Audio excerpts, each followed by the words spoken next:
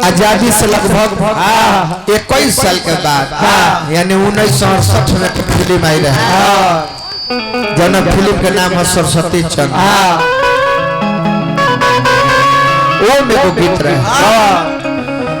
कि छोड़ दे सारी दुनिया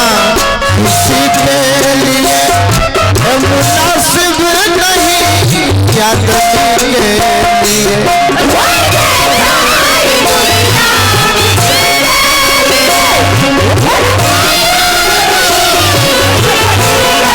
प्यार से भी जरूरी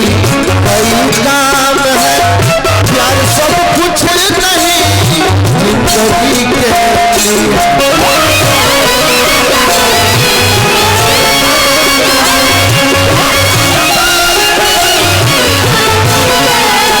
ये कहे गुरु जी ना चला लय मन बर्तन होला और तहरा ऊपर में प्रसादी रखब कि मुर्गा का डमरी यही बात के साथ भक्त माई से पलकी माई हे पीरावात में हे हंसवाहिनी तन मन सुमिरन में पधारो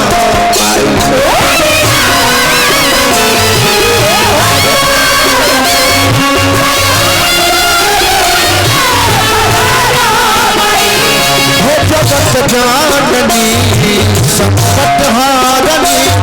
अंग संकट सहते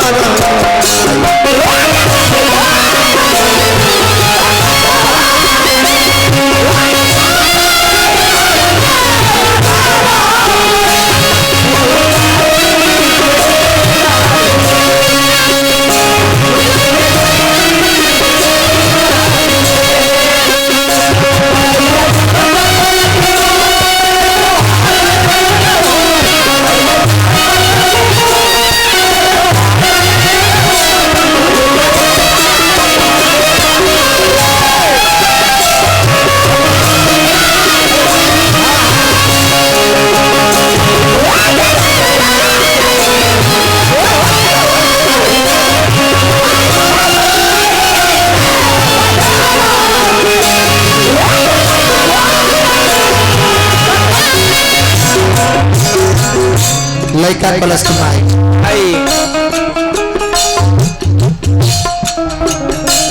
हम की करल हमार सुरलय परुए लग रही न रही कर भय हमारा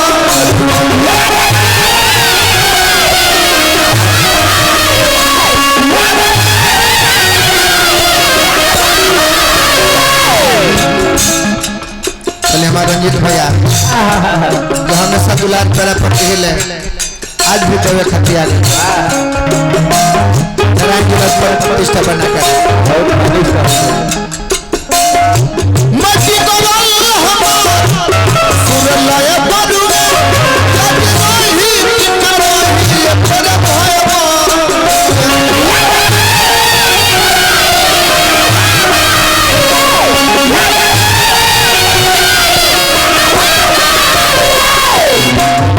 लाल बहादुर भैया रंजीत भैया पैसा का बारिश कर यह मतलब अश्वनी भैया बहुत बहुत पुरस्कार दिया नारायण जी रजपत प्रतिष्ठा बना अरे हम जान माने एक नजर में बता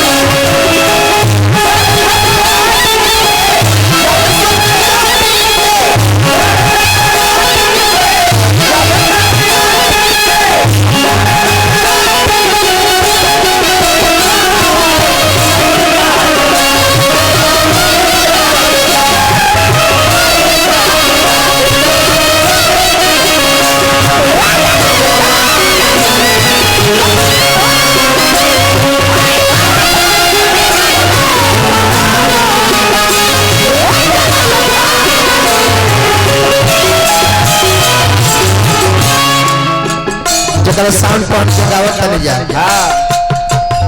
राजन बाबा हजारों हजार रुपए पुरस्कार दिया और लगे करो पैसा ही ये क्षेत्र में पर हमरो करे यही सब कंटेंट से व्यवस्था कर लड़का कलश के माई तू जेकरा फकीर पर कोई है महान होगा अब कालिदास सलमहर पूर्व के धरती पर के भइल ना जावना डाल पर बैठो रह सोही डाल के काटस आ के नीचे से जाओ तो बस हट जाना तो डरिया गिरे नु त तारा देहिए पर आंखें खुदा जैसा है उनका ई ना बुझाओ कि बैठल बनी हम गिरी तो पहले हम ही लेकिन माई के कृपा भक्त महान पहले के हां जी तोहर कृपा सब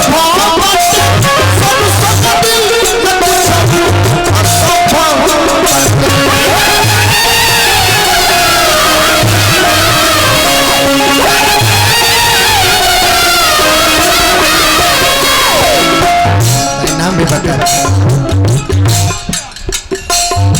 आज आपका धर्मेंद्र भैया बानी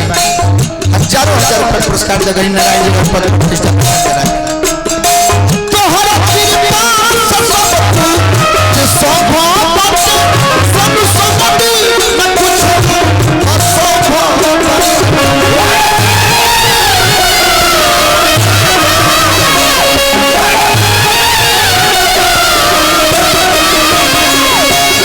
सब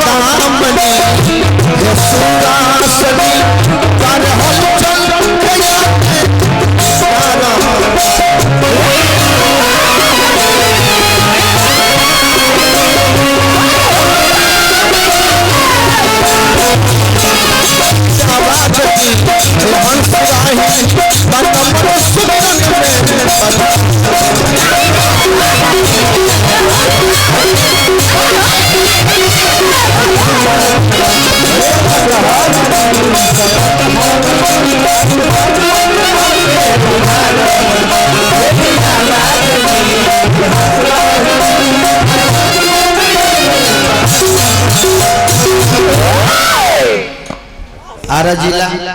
भतार से सही में निमावे है भतार से पेट्रोल पंप पकवाई ना हजारों हजार रुपए पुरस्कार दे बनी भगवान का बना के रख तो इतना सुंदर महफिल उतना सुंदर कमेटी उतना सुंदर कमेटी के लोग आज मंच पर तो हमके दोनों आदमी बढ़ले बने जा हां तो जब सब निमन बा देखो निमन लय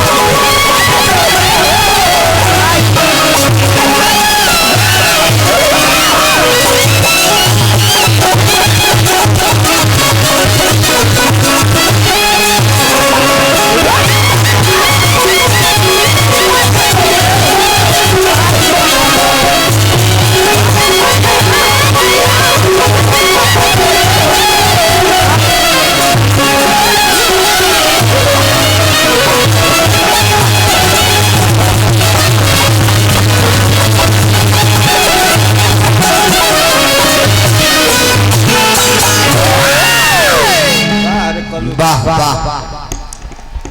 बेंजू मास्टर हमारे पंडित जी हैं तो कितना सुंदर पुरुषोत्तम मास्टर सब दिखाओनी इतना छोटी उम्र जवाना बनिया हो मैया सिकियो न डोले हो ताही बनवाना मैया मोरी लावेली झुलुआ हो ताही बनवा आशीष एंटरटेनमेंट हमारे विकास बाबा के माध्यम से पुरस्कार बा चैनल हमने कहता प्रोग्रेस में बा ढेर प्रोग्रेस सबका जी हनुमान जी की कृपा चैनल पर औरी बन रहो बेंजू वाले का यह मतलब है यह ड्यूटी है यह फर्ज है यह कर्तव्य है कि जितना दरगौनिहार सुमिरन वंदना गावे बेंजू वाला भी निमने लय बजावे ऐसे का होई हमके सामने जे भी गर्जीवन स्वरूप लोग बैठल बा यहाँ सबके सुनब तो कहू कि ना भाई हलचल के जन मंडली बस सेटिंग में बा ये सुमिरन गावत रहे तो इनका बेंजू वाला निमने लय बजावले भक्ति में रम गइल बा आना तो हम कह के मैया आवो लाज के बचावो ना तब तक यहाँ के शुरू कर दे कि केकरा से कहीं कैसे बताई लोगवा करेला बदनाम लहंगा में घुसल बा हजाम छुरा खोची ले शनिवार बंदी यही जे पाउर हो जाए लेकिन हमन के देखे दो जन ठाकुर भाई वाला तो हंसत आलो कि हमनिए पर ना रउआ सब पर ना हां हां रउआ सब पर ना कहा लेकिन 40 मिनट के समय बा तो 40 मिनट के गाना ही अलग होला आ चैत के गाना ही अलग होला चैत में बोलल कम जाला गावल बेसी जाला काहे के चैता लोग सुनने ना आवेला चैता लोग देखे खातिर चैता में बेसी देखल जाला चैता ऐसा महीना भर में कैसनो लौंडा खप जे हिजोड़ लौंडा सो अरे प्रभु रौड़ा तने को पखाउज कलर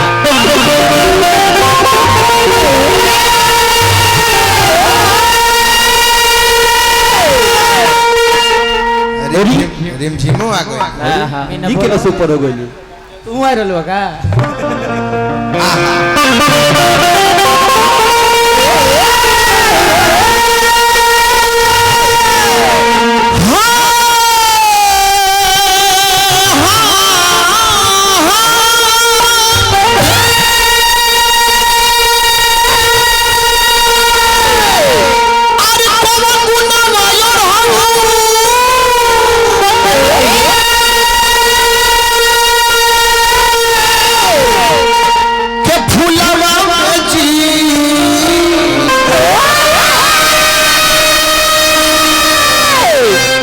मैया गइलू लोभा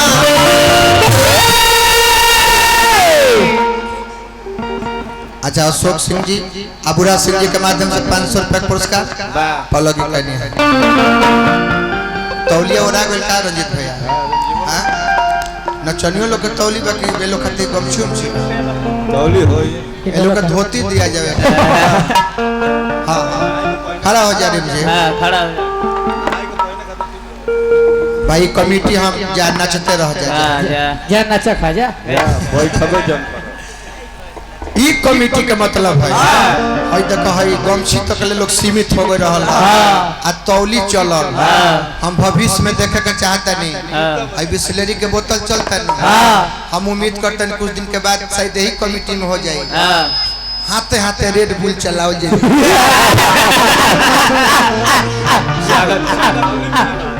स्वागत हो गए वाह लाल बाबू भैया जा रखल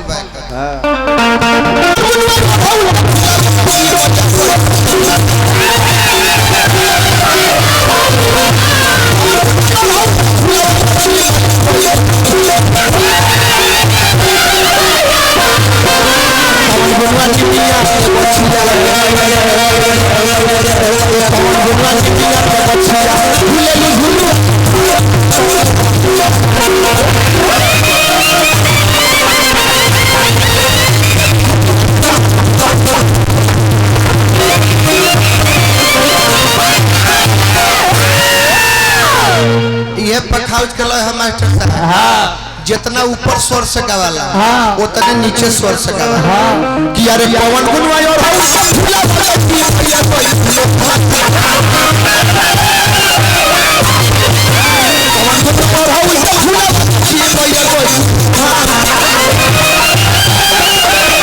पवन गुनवाई पिया पवन गुनवाई पिया के बचिया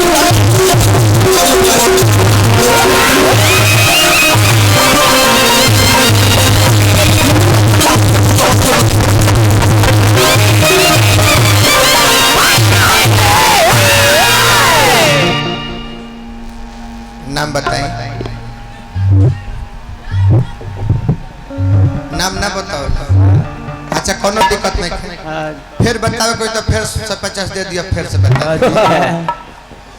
पहले के गौनी हर चलहा के नहीं होको सवाल अपने करो आ जवाब अपने दे दे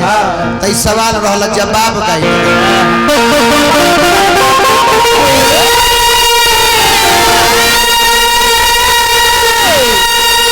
अरे सुतल गुना मायर हो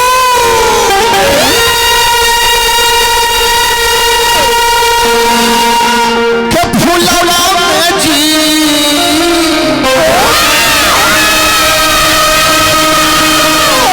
मैया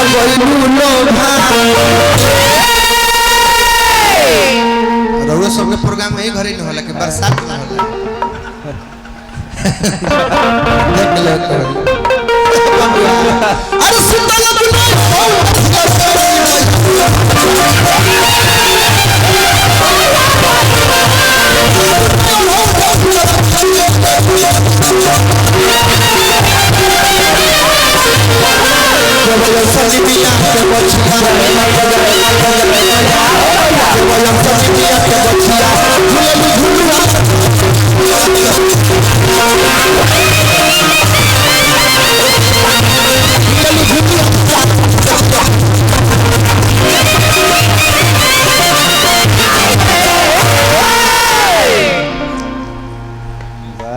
राकेश भैया बानी हमने के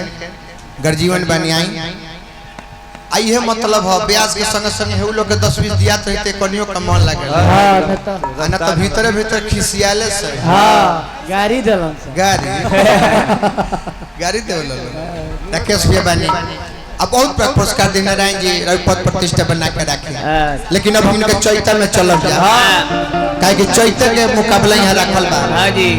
रिमझिम तनी मिनट बैठ तनी है नहीं जोड़ी बाकी टोन मारे में अभी है जोड़ी आगे बा जोड़ी दे चिन्हबे ना सोचत तनी कि भाई अगर नाहियो बोलो तो यहाँ के जन कहानी है वो बात झूठ हो जाए तब पिंटू भैया के बात साच करे खातिर हमरा देहाती जी के कुछ कहे के ना हालांकि हम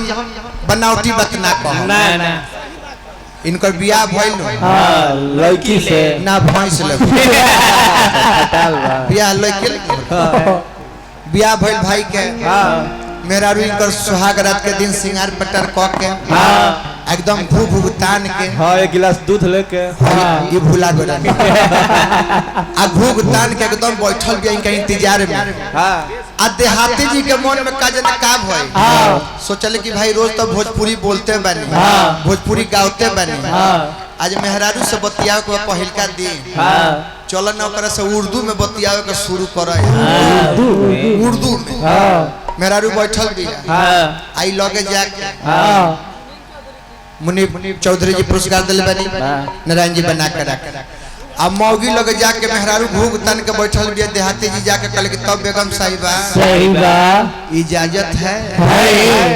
लगवा जाके कहले कि तब बेगम साहिबा इजाजत है जब दू हाली कहले कि ना कि इजाजत है मौगी घुगवा नीचे क के कलस किया ही दादा कुआर में तो हम गांव भर के माना ना कहनी तू तो हम मर्दे हवा आवो कबूल आइए ना टपा टप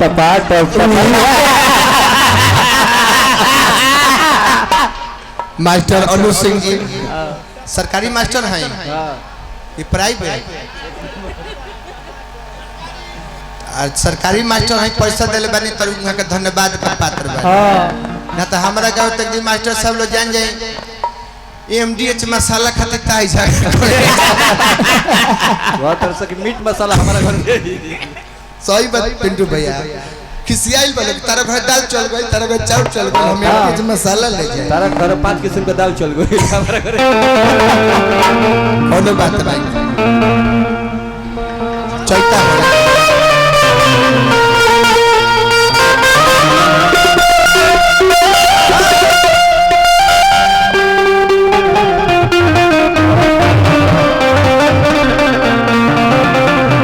अरे परथा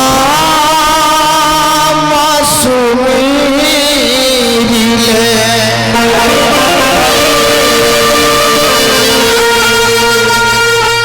अरे श्री हो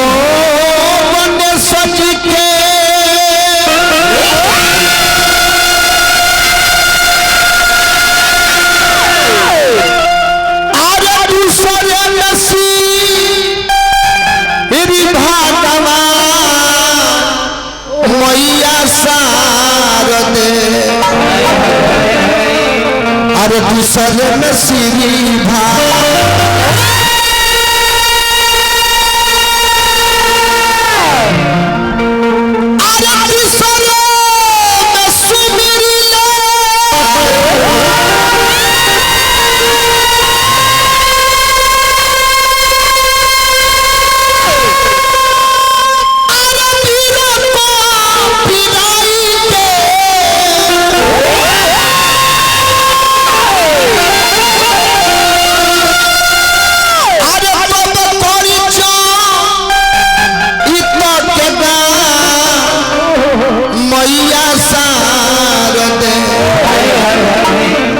बकरी चैत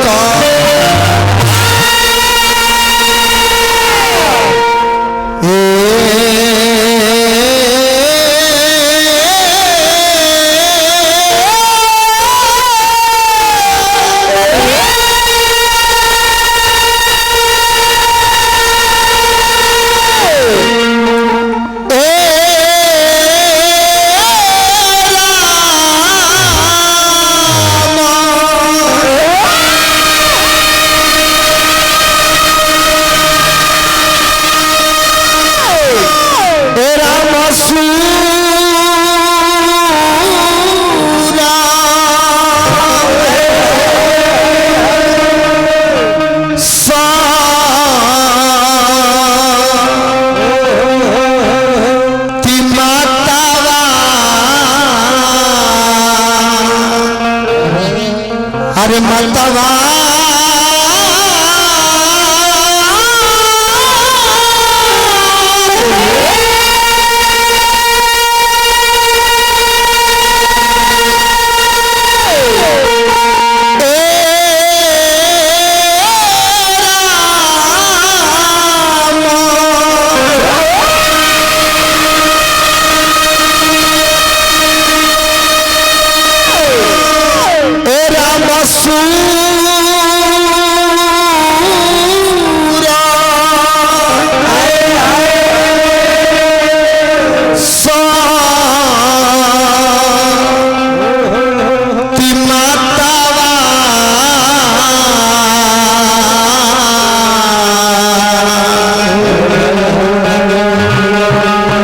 अरे जोड़िले तू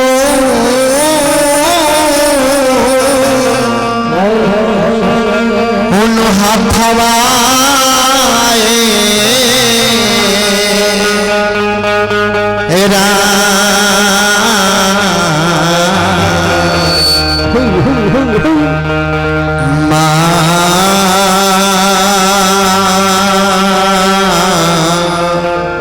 बना रहा कौन थे सूरा कौन थे सूरा हो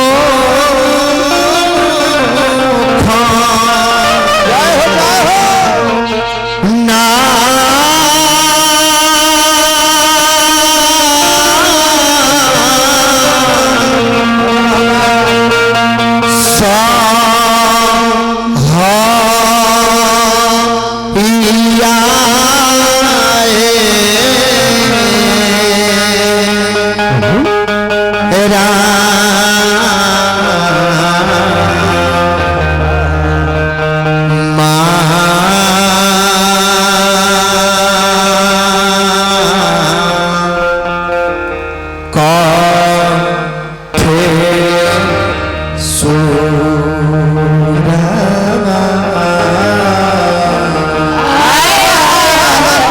साधना हो कौन थे सूरा हवा हो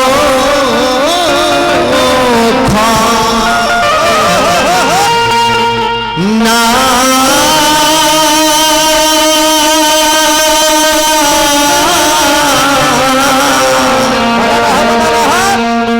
सा